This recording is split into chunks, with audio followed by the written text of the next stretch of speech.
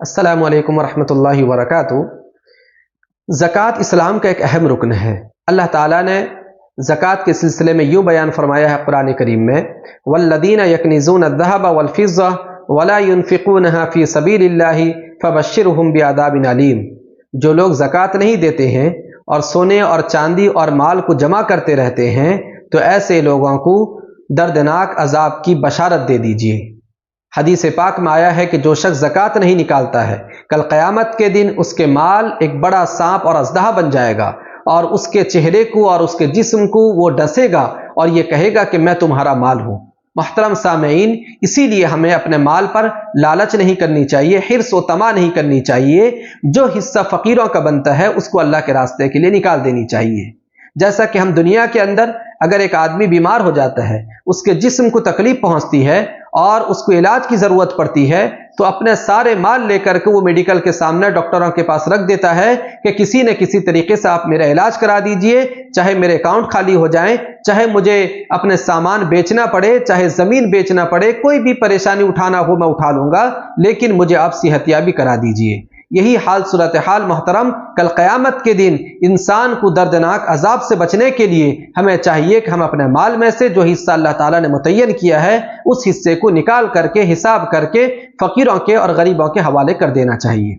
ज़कात उस आदमी पर फ़र्ज होता है, वाजिब होता है, जो अक्लमंद हो, मुसलमान हो, बालिग हो और मालदार हो।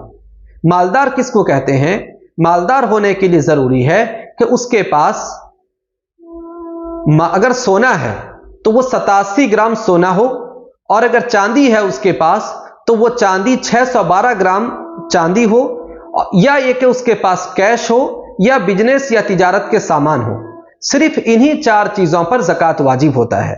तो अगर कोई आदमी के पास सिर्फ सोना है तो उसके पास चाहिए कि उसके पास 87 ग्राम सोना हो, और अगर कोई आदमी के पास सिर्फ सोना नहीं है बल्कि सिर्फ चांदी है या चांदी के साथ कुछ कैश है या सोने के साथ कुछ कैश है, तो उसके ज़कात निकालने का तरीका यह है कि वो सोने के हिसाब करे कि उसके पास कुल कितना सोना है।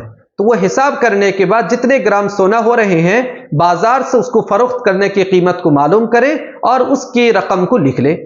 उसके पास जितना चांदी हो उसका हिसाब लगाए, लगाने के बाद बाजार में उस रोज उसके फरोख्त की क्या कीमत है उसका हिसाब लगा करके उसके रकम को लिख ले।